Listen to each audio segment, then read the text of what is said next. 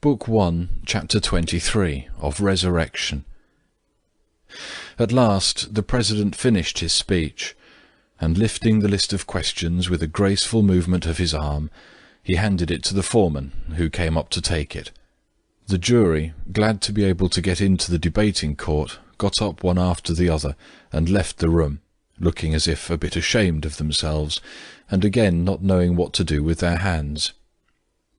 As soon as the door was closed behind them, a gendarme came up to it, pulled his sword out of the scabbard, and holding it up against his shoulder, stood at the door. The judges got up and went away. The prisoners were also led out. When the jury came into the debating room, the first thing they did was to take out their cigarettes as before and begin smoking. The sense of the unnaturalness and falseness of their position, which all of them had experienced while sitting in their places in the court, passed when they entered the debating room and started smoking, and they settled down with a feeling of relief and at once began an animated conversation. "'Tisn't the girl's fault. She's got mixed up in it," said the kindly merchant. "We must recommend her to mercy." "That's just what we're going to consider," said the foreman. "We must not give way to our personal impressions." "The President's summing up was good," remarked the Colonel. "Good? Why, it nearly sent me to sleep." "The chief point is that the servants could have known nothing about the money if Maslova had not been in accord with them," said the clerk of Jewish extraction. "Well, do you think it was she who stole the money?" asked one of the jury. "I will never believe it," cried the kindly merchant. "It was all that red-eyed hag's doing." "They're a nice lot, all of them," said the Colonel. "But she says she never went into the room." "Oh, believe her by all means." "I should not believe that jade, not for the world." "Whether you believe her or not does not settle the question," said the clerk. "The girl had the key," said the Colonel. "And what if she had?" retorted the merchant. "And the ring?" "But didn't she say all about it?" again cried the merchant. "The fellow had a temper of his own, and had had a drop too much besides, and gave the girl a licking. What could be simpler? Well, then he's sorry, quite naturally. 'There, never mind,' says he, 'take this.' Why, I've heard them say he was 6'5" high. I should think he must have weighed about 20 stones. "That's not the point," said Peter Gerasimovich. "The question is whether she was the instigator and inciter in this affair, or the servants. It was not possible for the servants to do it alone. She had the key." This kind of random talk went on for a considerable time. At last the foreman said, "I beg your pardon, gentlemen, but had we not better take our places at the table and discuss the matter? Come, please." And he took the chair. The questions were expressed in the following manner. 1. Is the peasant of the village Borki, Krapivinskaya district, Simeon Petrov Kartinkin, 33 years of age, guilty of having, in agreement with other persons, given the merchant Smelkov, on the 17th of January 1880, in the town of N, with intent to deprive him of life, for the purpose of robbing him, poisoned brandy, which caused Smelkov's death, and of having stolen from him about 2,500 roubles in money and a diamond ring? 2. Is the Mashenka Euphemia Ivanovna Bochkova, 43 years of age, guilty of the crimes described above? 3. Is the Mashenka Katerina Mikhailovna Maslova, 27 years of age, guilty of the crimes described in the first question? 4. If the prisoner Euphemia Bochkova is not guilty, according to the first question, is she not guilty of having, on the 17th of January, in the town of N, while in service at the Hotel Mauritania, stolen from a locked portmanteau belonging to the merchant Smelkov, a lodger in that hotel, and which was in the room occupied by him, 2,500 roubles, for which object she unlocked the portmanteau with a key she had brought, and fitted to the lock?" The foreman read the first question. "Well, gentlemen, what do you think?" The question was quickly answered. All agreed to say guilty, as if convinced that Kartinkin had taken part both in the poisoning and the robbery. An old artelshik, a member of an artel, an association of workmen in which the members share profits and liabilities, whose answers were all in favour of acquittal, was the only exception. The foreman thought he did not understand, and began to point out to him that everything tended to prove Kartinkin's guilt. The old man answered that he did understand, but still thought it better to have pity on him. "We are not saints ourselves," and he kept to his opinion. The answer to the second question concerning Bochkova was, after much dispute and many exclamations, answered by the words "not guilty," there being no clear proofs of her having taken part in the poisoning, a fact her advocate had strongly insisted on. The merchant, anxious to acquit Maslova, insisted that Bochkova was the chief instigator of it all. Many of the jury shared this view, but the foreman, wishing to be in strict accord with the law, declared they had no grounds to consider her as an accomplice in the poisoning. After much disputing, the foreman's opinion triumphed. To the fourth question, concerning Bochkova, the answer was guilty, but on the artelshik's insistence she was recommended to mercy. The third question, concerning Maslova, raised a fierce dispute. The foreman maintained she was guilty both of the poisoning and the theft, to which the merchant would not agree. The colonel, the clerk, and the old artelshik sided with the merchant. The rest seemed shaky, and the opinion of the foreman began to gain ground, chiefly because all the jurymen were getting tired, and preferred to take up the view that would bring them sooner to a decision, and thus liberate them. From all that had passed, and from his former knowledge of Maslova, Nekhludoff was certain that she was innocent of both the theft and the poisoning, and he felt sure that all the others would come to the same conclusion. When he saw that the merchant's awkward defence, evidently based on his physical admiration for her, which he didn't even try to hide, and the foreman's insistence, and especially everybody's weariness, were all tending to her condemnation, he longed to state his objections, yet dared not, lest his relations with Maslova should be discovered.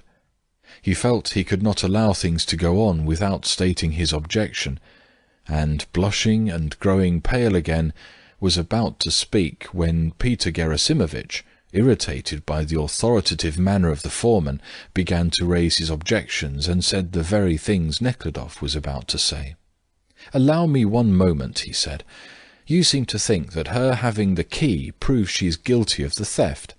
But what could be easier than for the servants to open the portmanteau with a false key after she was gone?" Of course, said the merchant. "She could not have taken the money, because in her position she would hardly know what to do with it." "That's just what I say," remarked the merchant. "But it is very likely that her coming put the idea into the servants' heads, and that they grasped the opportunity and shoved all the blame on her." Peter Gerasimovich spoke so irritably that the foreman became irritated too, and went on obstinately defending the opposite views. But Peter Gerasimovich spoke so convincingly that the majority agreed with him, and decided that Maslova was not guilty of stealing the money, and that the ring was given to her. But when the question of her having taken part in the poisoning was raised, her zealous defender, the merchant, declared that she must be acquitted, because she could have no reason for the poisoning. The foreman, however, said that it was impossible to acquit her, because she herself had pleaded guilty to having given the powder. "Yes, but thinking it was opium," said the merchant. "Opium can also deprive one of life," said the colonel, who was fond of wandering from the subject, and he began telling how his brother-in-law's wife would have died of an overdose of opium if there had not been a doctor near at hand to take the necessary measures. The colonel told his story so impressively, with such self-possession and dignity, that no one had the courage to interrupt him. Only the clerk, infected by his example, decided to break in with a story of his own. "There are some who get so used to it that they can take 40 drops. I have a relative—" But the colonel would not stand the interruption, and went on to relate what effects the opium had on his brother-in-law's wife. "But, gentlemen, do you know it is getting on towards 5 o'clock?" said one of the jury. "Well, gentlemen, what are we to say then?" inquired the foreman. "Shall we say she is guilty, but without intent to rob, and without stealing any property? Will that do?" Peter Gerasimovich, pleased with his victory, agreed. "But she must be recommended to mercy," said the merchant. All agreed. Only the old artelshik insisted that they should say not guilty. "It comes to the same thing," explained the foreman. "Without intent to rob and without stealing any property, therefore not guilty, that's evident." "All right, that'll do, and we recommend her to mercy," said the merchant gaily. They were all so tired, so confused by the discussions, that nobody thought of saying that she was guilty of giving the powder, but without the intent of taking life. Nekhludoff was so excited that he didn't notice this omission, and so the answers were written down in the form agreed upon and taken to the court.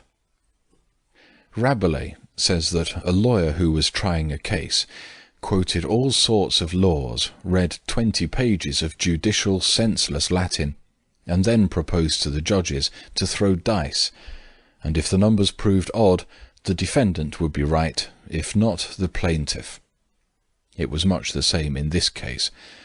The resolution was taken, not because everybody agreed upon it, but because the president, who had been summing up at such length, omitted to say what he always said on such occasions, that the answer might be, yes, guilty, but without the intent of taking life. Because the colonel had related the story of his brother-in-law's wife at such great length, because Nekhludoff was too excited to notice that the proviso "without intent to take life" had been omitted, and thought that the words "without intent" nullified the conviction, because Peter Gerasimovich had retired from the room while the questions and answers were being read, and chiefly because, being tired and wishing to get away as soon as possible, all were ready to agree with the decision which would bring matters to an end soonest. The jurymen rang the bell. The gendarme, who had stood outside the door with his sword drawn, put the sword back into the scabbard and stepped aside. The judges took their seats, and the jury came out one by one. The foreman brought in the paper with an air of solemnity and handed it to the president, who looked at it and, spreading out his hands in astonishment, turned to consult his companion. The president was surprised that the jury, having put in a proviso "without intent to rob," did not put in a second proviso "without intent to take life." From the decision of the jury it followed that Maslova had not stolen nor robbed, and yet poisoned a man without any apparent reason. "Just see what an absurd decision they've come to," he whispered to the member on his left. "This means penal servitude in Siberia, and she's innocent." "Surely you do not mean to say she is innocent?" answered the serious member. "Yes, she's positively innocent. I think this is a case for putting Article 817 into practice." Article 817 states that if the court considers the decision of the jury unjust, it may set it aside. "What do you think?" said the president, turning to the other member. The kindly member did not answer at once. He looked at the number on a paper before him and added up the figures. The sum would not divide by 3. He had settled in his mind that if it did divide by 3, he would agree to the president's proposal. But though the sum would not so divide, his kindness made him agree all the same. "I too think it should be done," he said. "And you?" asked the president, turning to the serious member. "On no account," he answered firmly. "As it is, the papers accuse the jury of acquitting prisoners. What will they say if the court does it? I shall not agree to that on any account." The president looked at his watch. "It's a pity, but what's to be done?" and handed the questions to the foreman to read out. All got up, and the foreman, stepping from foot to foot, coughed and read the questions and the answers. All the court, secretary, advocates, and even the public prosecutor, expressed surprise. The prisoners sat impassive, evidently not understanding the meaning of the answers. Everybody sat down again, and the president asked the prosecutor what punishments the prisoners were to be subjected to. The prosecutor, glad of his unexpected success in getting Maslova convicted, and attributing the success entirely to his own eloquence, looked up the necessary information, rose and said, With Simeon Kartinkin I should deal according to Statute 1452, paragraph 93. Euphemia Bochkova, according to Statute, etc. Katerina Maslova, according to Statute, etc. All three punishments were the heaviest that could be inflicted. "The court will adjourn to consider the sentence," said the President, rising. Everybody rose after him, and, with the pleasant feeling of a task well done, began to leave the room or move about in it. "Do you know, sirs, we've made a shameful hash of it," said Peter Gerasimovich, approaching Nekhludoff, to whom the foreman was relating something. "Why, we've got her to Siberia." "What are you saying?" exclaimed Nekhludoff. This time he did not notice the teacher's familiarity.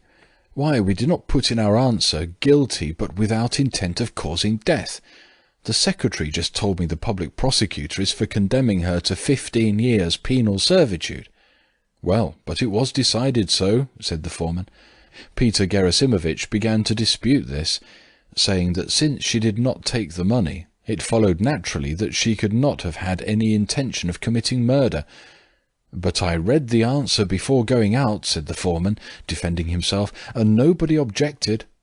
"I had just then gone out of the room," said Peter Gerasimovich, turning to Nekhludoff, "and your thoughts must have been wool-gathering to let the thing pass." "I never imagined this," Nekhludoff replied. "Oh, you didn't?" "Oh, well, we can get it put right," said Nekhludoff. "Oh dear, no, it's finished." Nekhludoff looked at the prisoners. They whose fate was being decided still sat motionless behind the grating in front of the soldiers. Maslova was smiling. Another feeling stirred in Nekhludoff's soul. Up to now, expecting her acquittal and thinking she would remain in the town, he was uncertain how to act towards her.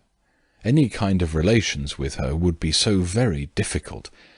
But Siberia and penal servitude at once cut off every possibility of any kind of relations with her.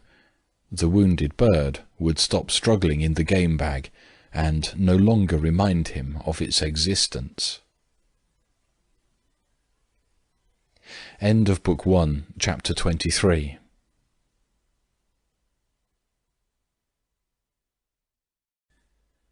Book 1, Chapter 24, of Resurrection. Peter Gerasimovich's assumption was correct. The President came back from the debating room with a paper and read as follows: April 28th, 1880, by His Imperial Majesty's UK's number, the Criminal Court, on the strength of the decision of the jury, in accordance with Section 3 of Statute 771, Section 3 of Statute 770 and 777, decrees that the peasant, Simeon Kartinkin, 33 years of age, and the Meshanka, Katerina Maslova, 27 years of age, are to be deprived of all property rights and to be sent to penal servitude in Siberia, Kartinkin for 8, Maslova for 4 years, with the consequences stated in Statute 25 of the Code. The Meshanka Bochkova, 43 years of age, to be deprived of all special personal and acquired rights, and to be imprisoned for 3 years, with consequences in accord with Statute 48 of the Code. The costs of the case to be borne equally by the prisoners, and in the case of their being without sufficient property, the costs to be transferred to the Treasury. Articles of material evidence to be sold, the ring to be returned, the files destroyed. Bochkova was condemned to prison, Simeon Kartinkin and Katerina Maslova to the loss of all special rights and privileges, and to penal servitude in Siberia, he for 8 and she for 4 years. Kartinkin stood holding his arms close to his sides and moving his lips. Bochkova seemed perfectly calm. Maslova, when she heard the sentence, blushed scarlet. "I'm not guilty, not guilty," she suddenly cried, so that it resounded through the room. "It is a sin. I'm not guilty. I never wished. I never thought. It's the truth I'm saying, the truth." And sinking on the bench, she burst into tears and sobbed aloud. When Kartinkin and Bochkova went out, she still sat crying. so that a gendarme had to touch the sleeve of her cloak. "No, it is impossible to leave it as it is," said Nekhludoff to himself, utterly forgetting his bad thoughts. He did not know why he wished to look at her once more, but hurried out into the corridor. There was quite a crowd at the door. The advocates and jury were going out, pleased to have finished the business, and he was obliged to wait a few seconds, and when he at last got out into the corridor she was far in front. He hurried along the corridor after her, regardless of the attention he was arousing, caught her up, passed her, and stopped. She had ceased crying and only sobbed, wiping her red, discoloured face with the end of the kerchief on her head. She passed without noticing him. Then he hurried back to see the president. The latter had already left the court, and Nekhludoff followed him into the lobby and went up to him just as he had put on his light grey overcoat and was taking the silver-mounted walking stick which an attendant was handing him. "Sir, may I have a few words with you concerning some business I've just decided upon?" said Nekhludoff. "I'm one of the jury." "Oh, certainly, Prince Nekhludoff, I shall be delighted. I think we've met before," said the president, pressing Nekhludoff's hand and recalling with pleasure the evening when he first met Nekhludoff, and when he had danced so gaily, better than all the young people. "What can I do for you?" "There is a mistake in the answer concerning Maslova. She's not guilty of the poisoning, and yet she's condemned to penal servitude," said Nekhludoff, with a preoccupied and gloomy air. "The court passed the sentence in accordance with the answers you yourselves gave," said the president, moving towards the front door, though they did not seem to be quite in accord. And he remembered that he'd been going to explain to the jury that a verdict of guilty meant guilty of intentional murder, unless the words "without intent to take life" were added, but had, in his hurry to get the business over, omitted to do so. "Yes, but could not the mistake be rectified?" "A reason for an appeal can always be found. You'll have to speak to an advocate," said the president, putting on his hat a little to one side and continuing to move towards the door. "But this is terrible."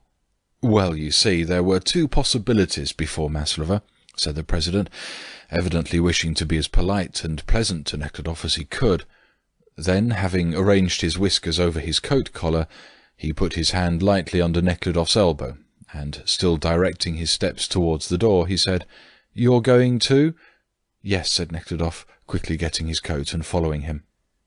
They went out into the bright, merry sunlight, and had to raise their voices because of the rattling of the wheels on the pavement. "The situation is a curious one, you see," said the president. "What lay before this Maslova was one of two things. Either to be almost acquitted and only imprisoned for a short time, or, taking the preliminary confinement into consideration, perhaps not at all, or Siberia. There is nothing between. Had you but added the words, 'without intent to cause death,' she would have been acquitted." "Yes, it was inexcusable of me to omit that," said Nekhludoff. "Well, that's where the whole matter lies," said the president with a smile, and looked at his watch. He had only 3/4 of an hour left before the time appointed by his Clara would elapse. "Now, if you like to speak to the advocates, you'll have to find a reason for an appeal. That can be easily done." Then, turning to an izvostchik, he called out, "To the Dvoranskaya, 30 kopecks. I never give more." "All right, Your Honour. Here you are." "Good afternoon. If I can be of any use, my address is House Dvornikov on the Dvoranskaya. It's easy to remember." And he bowed in a friendly manner as he got into the trap and drove off. End of Book 1, Chapter 24.